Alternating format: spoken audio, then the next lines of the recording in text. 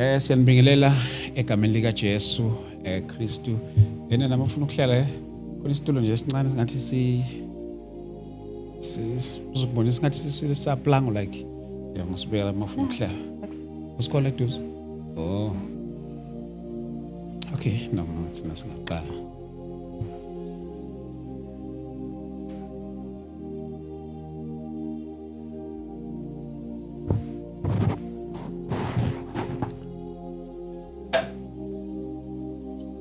Ehleleka ne? Yeah. Siyambingelela egameni lika Jesu Kristu waseNazaretha. Thank you so much bazalwane for tuning in. Igama lami ngoSithiwa kaDlamini Sibalukhulu. Thank you so much bazalwane egameni lika Jesu Kristu waseNazaretha. Hlezi ngiyintokozo ukuthi njalo uma sithi bafowethu singapha nibe nathi ngalolu hlobo. Siyabonga kakhulu bafowethu. uNkulunkulu ke ngathi angaqhubeka anibusise anifihle lapho emakhaya. Thank you so much. This is a Christian platform ke ngihlezi ngisho mangithi uma umzalwane usendaweni right kakhulu because this is a platform whereby we engage ezintweni ezithinta ibandla lika Kristu. So siyabonga kakhulu bafowethu. uNkulunkulu ke makaba uNkulunkulu ezimpilweni zethu sonke egameni lika Jesu Kristu waseNazaretha. Today I'm joined by umama asivakashele lapha namhlanje ozosi introduce herself as isikhathi siqhubeka. But before that, njengoba ngihlezi ngisho ngithi this is a Christian platform, so siyasenza sure ukuthi yonke into siyenza in his presence. Siyasicela enkosini kuba yonke into ihambe ngokohlelo. But before we start, I would like us to pray and then we go straight to the heart of our today's conversation. Heavenly Father, we thank you. In the mighty name of Jesus. We thank you, Lord, for your grace and your mercy. We thank you, Lord, for loving us. Your care. Sikaze sambona uNkulunkulu onjengawe. Noma sesithanda uNkulunkulu othwengcwele kodwa kusoze kwenzeka. Egameni lika Jesu Kristu waseNazaretha. Wamenza umuntu wambumba maqede waphefumulela kuyena. uNkulunkulu othwengcwele noma abanye bekuphika kodwa baphefumula wena uqobo lwakho egameni lika Jesu Kristu waseNazaretha. Noma abanye benonkulunkulu babo kodwa baphefumula wena egameni lika Jesu Kristu waseNazaretha. Baba othwengcwele siyathandaza ungathuli nanoma ngabe yinini mawungathuli ukukhuluma kwakho kuyimpilo kithi egameni lika Jesu Kristu waseNazaretha. Father God, we pray uNkulunkulu othwengcwele nakule ngxoxo yanamhlanje siyathandaza kuba ukuvela kwakho uNkulunkulu othwengcwele kuvele kuphelelisiwe egameni lika Jesu Kristu waseNazaretha. We pray, mighty God, uNkulunkulu othwengcwele, that you become the center of this conversation in the mighty name of Jesus Christ. Heavenly Father, all the glory unto you, uNkulunkulu othwengcwele, nakuba siyaphila kungumusa wakho. For that reason, uNkulunkulu othwengcwele, sibona kuyisidingo esikhulu sokukudumisa mihla nemihla ngegama lika Jesu Kristu waseNazaretha. Amen. Angithathele lithuba ngiyamukele ngibingelele umama enginaye lapha namhlanje. Mama, ngithathele lithuba ngikubingelele egameni lika Jesu. Ngiyabonga kakhulu baba uDlamini ukuthola leli thuba egameni lenkosi uJesu. Lona olana namhlanje na umama uNdlovu odabuka lena entabeni zaseThekwini emndenini wakaDlamini. Ngilapha ngokukhonza eThembisa endaweni yaseVusumuzi, so sengeke ngahlale eThembisa isikhathi eside. Ngikhonza ebandleni iLife Abundance LABCI ephethwe uBishop SB Zikhali. I'm his daughter ngokudabuka eThekwini. Amen. Wow, mama siyabonga kakhulu egameni lika Jesu. Original from KZN kahle kahle. Hayi ukuthi ngwala eGoli. Phela sesithi mase sibona abahlangana abantu sitshela ukuthi omsinzo kuyimelele eGoli.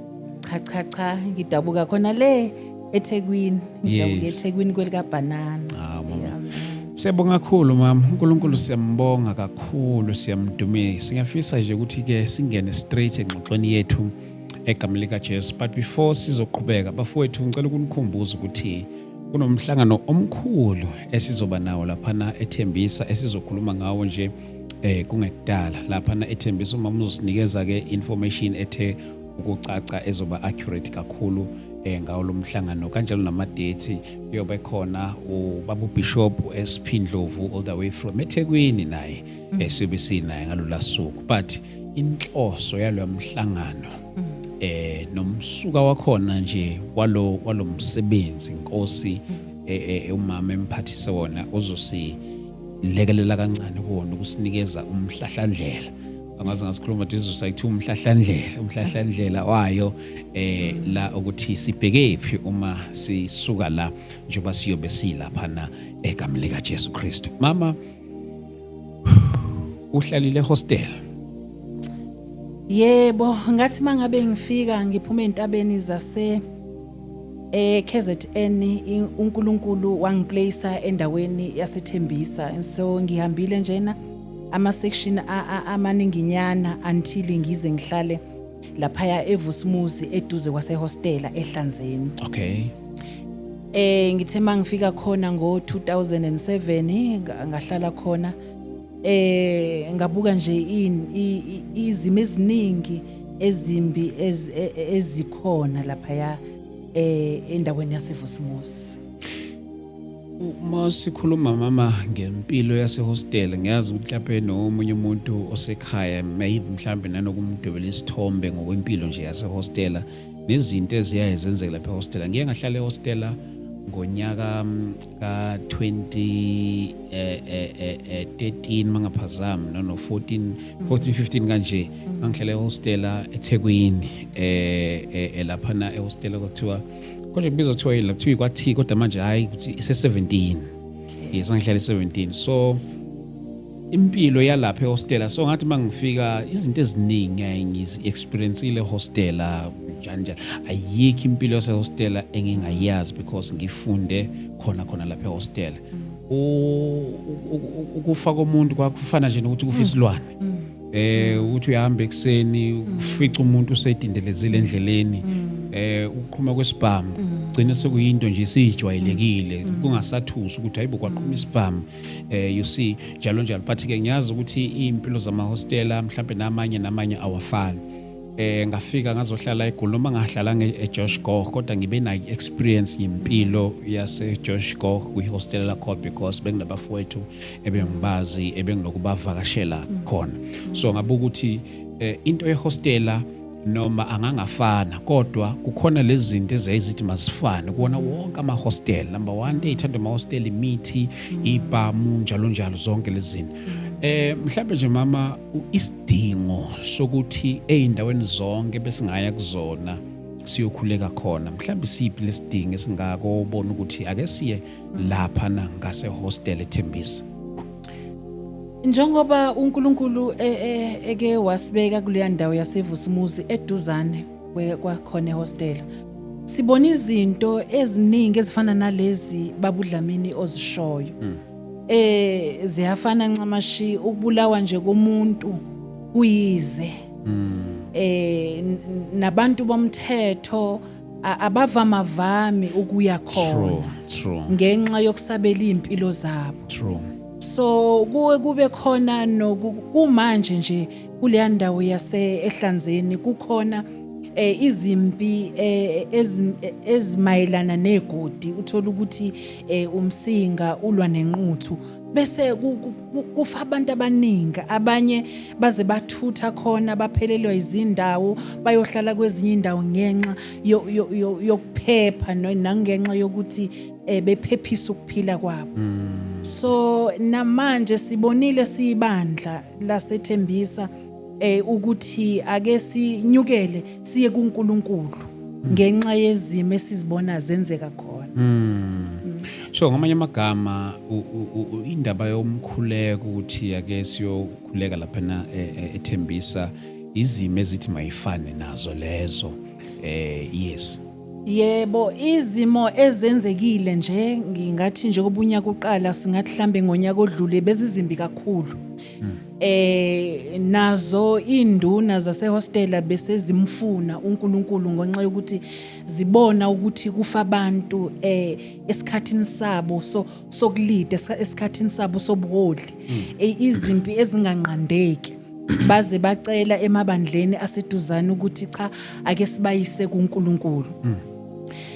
Bekungekho lula ke ngonyaka odlulile ngoba impi beyibambene kakhulu phezulu. Even nokukhonza kwethu bekuyinkinga ngenxa yokuthi bebengena even nalaba abese abahlukumezanayo bebethola nechance yokuthi bakwazi ukuthi bangene naseyinkonzweni benze ukuhlukumeza noma ukurobha amabandla nokurobha nje nomuntu ezihambele emgaqweni. Kuyinto nje ekhona nokudubulwa komuntu uyadutshula umuntu ahlale the whole night emotweni mangabe ukuthi udutshulelwe emotweni amaphoyisa ayoza afike ngakusasa ngenxa yokwesaba kwamaphoyisa ukuthi angene khona ehostela. Bathini mawubatshela ngawo umkhuleko nje bawamkela kanjani mawutshela ngomkhuleko ukuthi nasi uNkulunkulu ukuphathise into ekanje? Impela bawamukele futhi bawuthakasele bebefisa nokuthi ngangcono ukuthi wenziwa masinyane. Lokho kukhombiswe kumina ukuthi nako babekhona ehostela benezinto zabo abazithembayo ngoba phela nazo induna kunazo izinto abazithembayo mangabe behola abantu. Kodwa into engibonile manje ukuthi sebelula izandla ukuthi bayamfuna uNkulunkulu ukuthi azobasiza kule meko abahlangabezana nayo. So like umkhuleko yini like ukhipha isimeme siyakhona ehostel noma umkhuleko uzoba nje ngaphakathi ehostel? Umkhuleko noma kuyisimemo esiye hostela kodwa uNkulunkulu ukubeke kwacaca kimi ukuthi umkhuleko ufuna egoli lonke noma sizowuqala noma siwuzale khona eThembisa ngenxa yokuthi noma kulesa sizinda saseVusumuzi ehostela eHlanzeni bebukhulu kakhulu ukubulalana nobugebengu. Kodwa ke bebuthinta iThembisa yonke ezeholi ngoba konke lokho kwenzakalayo akwenzeki nje phakathi ehostela kuyenzeka futhi nangaphandle kuthinta impilo zabantu ezingaphandle. So uNkulunkulu ukubeke kwacaca wangikhombisa encwadini kaJeremiya la ithi aqoqwe bonke abantu besifazane abenyembezi inyembezi zabo zigcwele amahlo aba agcwele izinyembezi kuba bezokhuleka ngenxa yokuthi ukufa sekunyukele emafasteleni. So ungabona ukuthi ake sinyukele entabeni nethembisa yonke ukuza kuNkulunkulu ukuzolibeka lolu daba lolu olusingethe ithembisa yonke. Angeke ngisho ukuthi lolu daba lusingethe ihostela nakuba liqhumbuke lizaleke ngehostela lapha eHlanzeni kodwa selithinta ithembisa yonke ezeholi. Mangabe selithinta ithembisa yonke ezeholi futhi ngalibona selithinta igoli lonke ezeholi ukuthi sibuyele siye kuNkulunkulu. So ngamanye amagama mama into kuba ukuthi lo mkhuleko uzoqala ithembisa kodwa uzokuphelela ithembisa. Yebo. Uzoqhubeka nje indawo around Gauteng. uNkulunkulu into ayibekile uye wabeka ukuthi ebekisa ngethembisa.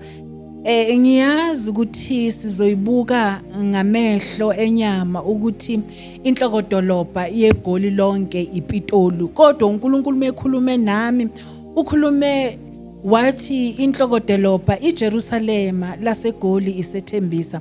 Mangabe ngilalela umoya ongcwele ekhuluma nami ngoba mina ngazi ukuthi iPitoli inhlokodolobha yakhona egoli. uNkulunkulu wakubeka wathi ithembisa isigceme la siseduze neairport la efuna khona ukuthi umkhuleko wonke owenzakalayo uqale khona. Kodwa ke inhloso yomkhuleko uNkulunkulu indlela ayibeke ngayo ufuna igoli lonke ke libuyele emkhulekweni. bonke abantu beseGoli ke siyofuna uNkulunkulu simuzwe uNkulunkulu inhliziyo yakhe ukuthi ufunani ngeGoli lonke ufuna ukuthi senzeni especially emsebenzini kaNkulunkulu. Yes. So ngamanye amagama nje basiya lapha emkhulekweni si expecte abantu abanjani ngoba mangizwakalisa akusiyo into yebandla phela elithile.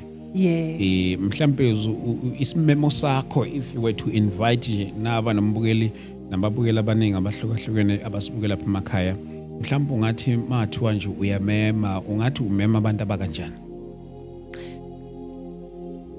Umkhuleko babuDlamini awukhethile. Yes.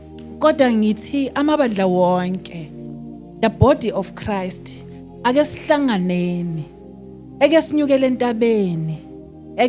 entabeni khona lapha yana eLerala estation ngaphambili kweplaza lapha eThembisa ake sinyukele khona simema bonke abantu abakhona abakholwayo nabangakholwa eke siyolibika lolu daba kuNkulunkulu.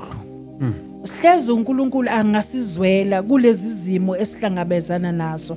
Niyakhumbula ukuthi kulesa siceme abakhona eduze kwaseVusumuzi kulesa siceme kugcwele futhi kakhulu nalabantu abaphethe izithoba mzimba. Angazi ngizoyibeka mhlambe ngalolimi lwakhona manjena okuthiwa onyawupo lugcwele konke lokuyingane zabantu zigcwele lapha yana zihamba zimile kuningi okwenzakala khona kuleya ndawo. Ngizothi ake sinyukeleni kuNkulunkulu ke siyocela uNkulunkulu ke siyozwa inhliziyo yakhe hleze angasizwela ukukhala kwethu mangabe sizokhala khona kuNkulunkulu. Ngisahlala e17 khona nje abantu abathotha mhlawumbe umuntu ethi hey uhlalaphi umtshela ukuthi ngihlalaphi uthothi mhlawumbe ubefisa ukuvakashela athi hawu ngeke ngize lapho uhlala ngaphakathi ehostel mhlawumbe umuntu onaleyo fear yokuze emkhulekweni mhlawumbe ungathini nakuyena ekuthenini ukuthi hayi mina nje ngiyalisaba ihostel mhlawumbe kumdwebela isithombe nje ukuthi no kahle kahle asizile empini kodwa sisemkhulekweni mhlawumbe kumnikeza nje naleyo nto ukuthi hayi no akakhululeke eze abe ingxenye yomkhuleko. Impela yebo abantu banako ukwesaba ngendaba yokuthi kusehostela and kunezinto eziningi ezenzeka khona njengokuthi nje sike sadlula la ukuthi kunesikhathi la kudujulwana khona ukufa komuntu njena kungabi indaba yalutho kodwa ngiyaniqinisekisa ukuthi abazokuphepha bazobe bekhona nazo induna zasehostel uqobo njengoba ngiye ngasho ukuthi zulangazelele kakhulu lomkhuleko so zizobe zibhekile indaba zokuphepha zizobe kunama parking kuzobe bekhona naba ababhekile nemoto zabo umphakathi wonke ululamehlo egadeni abazalwane ukuthi beze nabangabona abazalwane ukuthi beze size enkosini ngiyaniqinisekisa ukuthi ezokuphepha zizobe zikhona nokuthi ke futhi simethembe uNkulunkulu njobe seshilo yena ukuthi ufuna ukuthi size kuye ukuthi ukuphepha kwakhe futhi ukuphepha kwethu futhi okukhulu kusesandleni sakhe.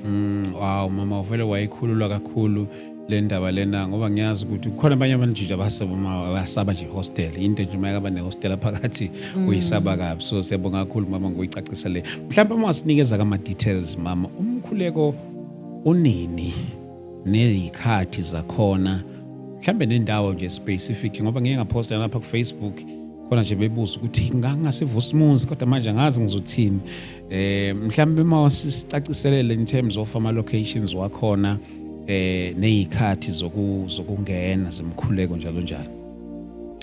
Umkhuleko awukho ehostela phakathi kodwa useduzane kwakhona endaweni estation eLelara eduze kweplaza eThembisa Plaza ungomhla ka11 April sizovula njena emkhulekweni sizobe sikhona ngabo 8 ekseni kuphinde futhi nabafikayo late ngabo 1 o'clock intambama futhi sizobe sikhona. Ngingasho nje ngithi usuku lonke sizobe sikhona size uNkulunkulu ngomhla ka11 April khona lapha yana estation sesitimela eLerara. Mhlawumbe kuba siye kunje uba kufanele ukuthi siye entabeni. Mhlawumbe indlela yethu yokuqoka abantu ababeka amaqhokisi baqoka babeka amaqhokisi baqoke konje kuyaqoka nimukiwe entabeni konje siqoka amabhayi yebo yes hayi uyabona oDavide kwakuba khona isikhathi laba bebembatha amasaka khona bezilahla phansi befuna ubuso bukaNkulunkulu. Yes. Kulesi sikhathi ke bazalwane sizofuna ubuso bukaNkulunkulu, sizofuna inhliziyo kaNkulunkulu, sizozilahla naku abantwana bethu nabafowethu beshona befa in our presence. Sizothi nje sukuma ulahla amaqhokisi phansi ke siya kuNkulunkulu njengoba sinjalo. Asilethile ukwembatha kwethu singabe sayenza lento ukuthi ibe fashionable kodwa ke ake siyenze manje siyofuna uNkulunkulu zithathele nje noma yini uvuke ekseni uze emkhulekweni njengoba unjalo akudingeki izinto eziningi.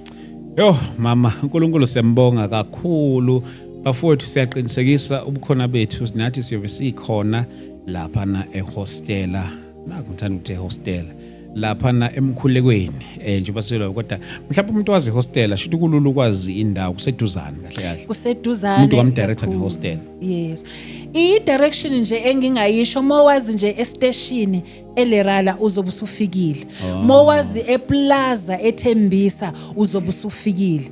Maybe singayibeki kakhulu ukuthi ehostela kodwa kuseduze kwakhona kodwa nje uzobe usufikile ilozo ndawo njena ezingakuthatha zikufake kubalazwe muza khona emkhulekweni. Kahle kahle lezi indawo ezimbili station neplaza kahle kahle. Yebo. Afowethu sidibaneni khona lapha na kule ndawo egameni lika Jesu. Ngiyacela nje this an extension nakuona wonke umuntu okhulekayo oyobe mhlawumbe ofisayo nokufika kodwa ongeke akwazi mhlawumbe osekudeni sizoyithatha lezi zinto siyoyiqopha na inkonzo ukuthi ibe live nabantu bakwazi ukukhonza babe ingxenye yomkhuleko ekuthenini ukuthi bakwazi ukuthi bakhonze na wonke ama-intercessors kuyanxuswa kakhulu ba nithwale lenkonzo ngemkhuleko ukuze ukuya kwethu laphana nje kungabi ukuthi nje siyojika kodwa ukuya nokufika kwethu kube nomehluko mase sihambile. So uNkulunkulu siyamkholwa kakhulu bafowethu uNkulunkulu makanigcine kakhulu mama. Mhlambe nabantu abezayo mama ngibe nje mhlambe umkhuleko wethu yaqala ekseni ngo8 kuyoze kuba ntambama izwi lenkosi vele obviously khona bese kuba imkhuleko mhlambe in terms of umphakathi mhlambe wona mhlambe nje nomuntu osibukelayo osethembisa mhlambe ke bona ke abafisayo ukuthi hayi nathi siyes mhlambe abanye babakenanto ukuthi mhlambe yini esingalekelela ngayo mbuzela nje umphakathi wasethembisa mhlambe abangaba nombuzo kanjalo mhlambe yini. Okay, uthinte indaba enkulu kakhulu babudlamini angiqale la mhlambe kungiphusile ukusho. Uthinte indaba enkulu uthi ubabudlamini abalindi.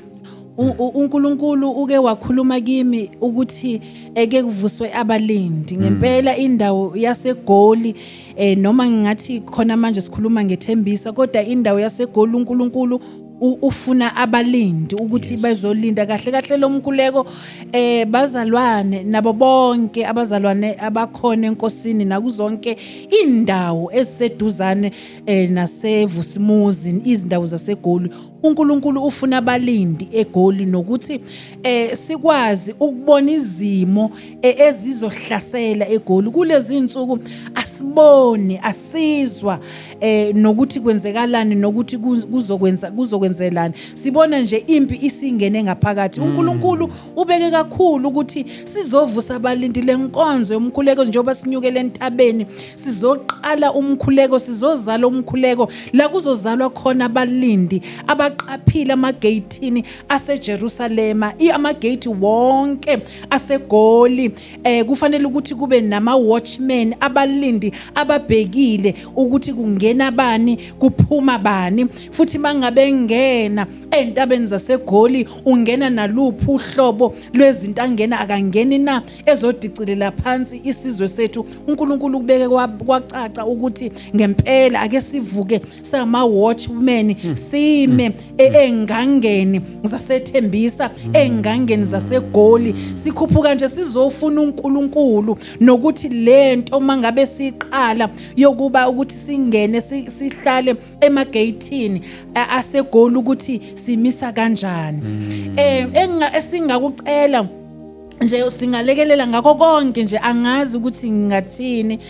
Ubaba uDlamini ungiphonsa umbuzo omkhulu kakhulu engingazi, kodwa ke ngingathi uNkulunkulu kuzoba yilokho umuntu uNkulunkulu amthinta ngakho ukuthi alekelele ngakho.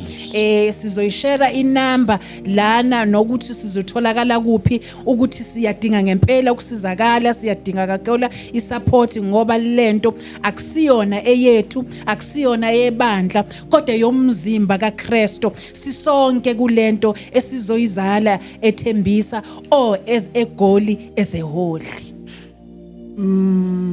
uNkulunkulu siyambonga kakhulu mama. Inkulu kakhulu le ndaba. Bafowethu uma around eThembisa konje izona ziphi indawo ezinye around eThembisa, mhlawumbe kungabe sengathi lento eyabantu basethembisa kuphela. Amen. Kodwa yawo wonke umuntu nje as long around Gauteng, mhlawumbe useduzane, angazibe ziphi indawo esekoThembisa eseduzane, koMidrand, ko Ivory Park, ko Brakpan, ko Tsakani, ko Binoni, ziseduzane nayo iSoweto. Ake subambe lo mphongolo, indawo njena Olifantsfontein, Clayville, nabo bonke njena abangakwazi ukufinyelela kulomkhosi womkhuleko. Mhlawumbe ke mama nezinamba nje ezingathinteka ukuze mhlawumbe umuntu mayefisa ukuthi mhlawumbe ukwazi nje kangcono ukuthi yini mhlawumbe nabo bangalekelela ngayo, kakhulukazi nabantu nje ba-around. Makusuke kunomkhuleko nje, even ney'nsizwa uthothi mhlawumbe kudingakala izandla lapha nalapha, mhlawumbe ngaziphi inamba engathinteka? Inamba ezingathinteka noma ke ngingazazi ngekhanda khona manje, kodwa ke angivele njena ngilethe yami nakuba mhlambe ngiyo refer to the relevant people that ababhizi ngeadministration yalokhu, kodwa ke ngitholakala kule number u061 023 4914. Inamba ngiphinde futhi u061 023 4914. Mangabe ngingatholakali ngaloso sikhathi ngisuke ngikamlungu, kodwa ke naku WhatsApp ungawushiya umyalezo, ngiyokwenza isiqiniseko sokuthi ngibuyela kuwe. Mama, asithathe leli thuba sibonge kakhulu, icacile yacacela wonke umuntu ngalo lolu suku basibheke phi, siyokwenzana. Mhlawumbe masisuka khona mhlawumbe nganoma ke noma inkosi bingakakhuluma ukuthi masiqeda khona kuyiwapi. uNkulunkulu bengakakhulumi ukuthi masisuka lapha yami eThembisa eLerara station siya kuphi, kodwa ke kukhona la sizoya khona, kukhona la sizoya khona ngoba uNkulunkulu mangabe ekhuluma ngalo mkhuleko wasentabeni akashonga ukuthi umkhuleko wasethembisa kuphela. uNkulunkulu uzosinika indawo yokuthi emva kwaloku intaba soyimisa kuphi. Sizolalela uNkulunkulu sizwe nokuthi futhi sidingekala kuphi. Mama siyabonga kakhulu. Mhlawumbe before sivale if khona obungafisa ukuku-add and then bese sikhulekela nayo lenkonzo, mhlawumbe kunikeza naluthuba makhona obungafisa ukugcizelela nokusho nje. Engafisa nje ukusho lento kaNkuluNkulu ayikwazi ukuthi ungangawuvala umlomo mangabe uthola ithuba. Ngizogcizelela nje bafowethu kakhulukazi abaphethe umsebenzi kaNkuluNkulu. Yes. Ukuthi asihlanganeni. Omunye eze nokwakhe, omunye eze nokwakhe. Kukhona onakho babudlamini mawuphethe umsebenzi kaNkuluNkulu, mina engingenakho. Kukhona mina enginakho, wena ongenakho. Ake siyekeni bazalwane lento yamabandla. Siphelile manje isikhathi sokuthi ibandla lami. Ake siphumele obala siyofuna uNkulunkulu. Inhliziyo zethu zinamathele okwenzeni umsebenzi kaNkulunkulu nokukhathalela inhliziyo kaNkulunkulu. Ake sikhathalele manje bafowethu nabodadewethu enkosini ukuzwa ukuthi uNkulunkulu uthini. Sesichithile silizwile izwi lenkosi kakhulu, salifunda nasezikoleni, ema-college, ama-Bible college sifundisiwe. Ake siyofuna inhliziyo kaNkulunkulu until uNkulunkulu azakhulume njengoba akhuluma ngoDavide athi ngimfumene owenhliziyo yami.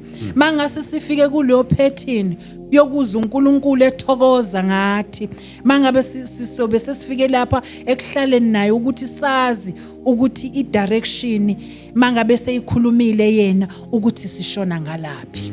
Ngizogcizelela nje ukuthi asipheleleni kuyofuna uNkulunkulu bafowethu, sizozwa sizolashwa thina esishumayelayo. Akukho lapho sifidwa khona, sikhipha konke okusekhaphini, kungabi khona la sofidwa khona. Ake sinyukeleke sizofidwa uNkulunkulu uqobo, ezofida nabashumayeli, ezofida abafundisi, ezofida nama-intercessor, ezo-align ama-intercessor asemabandleni wonke ukuthi eze kuNkulunkulu. Into ebalulekile ukuzozwa inhliziyo kaNkulunkulu even nangamabandla uqobo lawa esiwalidayo. Amen. Amen. Mama siyabonga kakhulu. Mhlawumbe before sivale nje mama ake sikhulekele nayo lenkonzo. Ngiyazi mina imikhuleko yobiqhubeka njalo up until kuze kufike lo lasuku olukhulu. Nane bazalwane lapha emakhaya ngiyacela nje ke siyithwale kakhulu lenkonzo ngemikhuleko ukuze yonke into iyobe yenzeka kule ndawo uvela uNkulunkulu more than anything. Amen. Amen. Baba siyabonga egameni likaJesu Kristu waseNazaretha namandla ukuthi siyabonga Nkosi uNkulunkulu othembekile, uNkulunkulu onamandla. Wena Nkosi awukaze wakhuluma wangenzi. Sethembe wena uNkulunkulu ongcwele kukho konke. Sethembe nobukhona bakho uNkulunkulu ongcwele ukuthi uzobumningi kubantwana bakho, uzobe wehlele kithi uNkulunkulu ongcwele. Azimulo yakho Nkosi yamakhosi yehlele kubantwana bakho, uNkulunkulu ongcwele uzogcwalisa abantwana bakho, uNkulunkulu ongcwele Nkosi yamakhosi uNkulunkulu onamandla uzo-ayilana uNkulunkulu ongcwele Nkosi ama-ministries wabantu emabandleni wonke. Babe egameni lenkosi uJesu siyakhuleka uNkulunkulu ongcwele ukuthi wena Baba ungasuki uNkulunkulu ongcwele Nkosi empilweni zabantwana uthinte bonke uNkulunkulu ongcwele abafanelekile ukufika kule ndawo ukuzogcwaliswa. Baba egameni lenkosi uJesu siyakhuleka futhi sethembe wena, akekho omunye uNkulunkulu esimethembile ngaphandle kokuthemba wena. Akekho futhi uNkulunkulu ongcwele esingabeka impilo zethu uye ngaphandle kokuthi sibeke kuwe. Baba egameni lenkosi uJesu lifana njengembeu ewele emhlabathini. Izwi lakho phambili sibekukhona bakho uNkulunkulu ongcwele ukuthi wena Jehova onamandla Nkosi yamakhosi uyofika njengefu. uNkulunkulu ongcwele Nkosi uze kubantwana bakhe emini uNkulunkulu ongcwele ngalo lasuku egameni lenkosi uJesu Kristu waseNazaretha. We pray and we trust and we believe in Jesus' name. Amen. Amen. Thank you, Lord. Siyabonga kakhulu bazalwane, kuma ekhona amabandla wonke around Tembisa, be invited bazalwane. This is a non-denominational service. Please do come. It's a prayer day. If you are leading a church in Tembisa, tell your bazalwane to come join us as we are all going to pray laphana kuleya ndawo. Sithemba nje uNkulunkulu kuphela. Mama siyabonga kakhulu. Sibonge kakhulu Baba uDlamini. Yes. Ukuba nawe kulolu suku siyabonga kakhulu uNkulunkulu akubusise. Siyabonga kakhulu mama, sisobonana khona ke ngalolu suku egameni lika Jesu Kristu impela siyobe sigqoke cishe ngathi imjiva. Amen. Sobe sigqokile ke siza khona entabeni. Siyabonga kakhulu mama. Amen. Thank you so much. Bafowethu siyabonga kakhulu, asibonane khona ke ngalolu suku egameni lika Jesu Kristu. Ningakhohlwa ke kwabaseThekwini siyahlangana eMkhumbane ngomhla ka2 May ila sibe sikhona starting from 10 ekseni. Ila sibe sithandaza khona egameni lika Jesu Kristu waseNazaretha. uNkulunkulu anifihle anibiyele sizibonane ngeepisode yethu elandelayo. God bless you. Amen.